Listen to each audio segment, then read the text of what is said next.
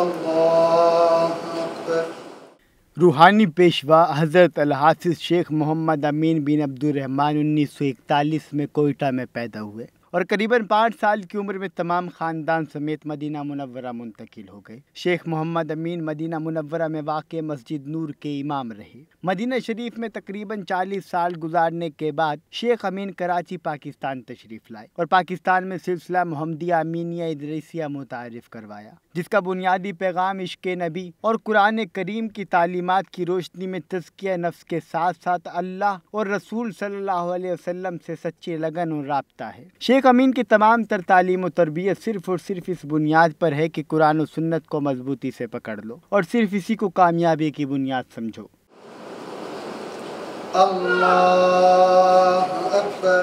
شیخ امین کی تعلیمات سے کروڑوں لوگوں کی دینی و دنیاوی حالت بدلی اور آج پاکستان کے تقریباً ہر بڑے چھوٹے شہر اور قصبے میں شیخ امین کے قائم کردہ سینٹرز موجود ہیں، جہاں قرآن و سنت کے مطابق دیے گئے وظائف اور تعلیمات سے رشد و ہدایت کا سلسلہ چل رہا ہے۔ پاکستان کے علاوہ امریکہ، کینیڈا، یوکے، یورپ اور مشرق وسطیٰ میں بھی شیخ امین کے قائم کردہ سینٹرز موجود ہیں، جو وہاں آباد لوگوں میں اسلام کے پیغام اور عشق رسول صلی اللہ علیہ وسلم کی خوشبو پھیلا رہے ہیں۔ السلام علیکم ورحمۃ اللہ۔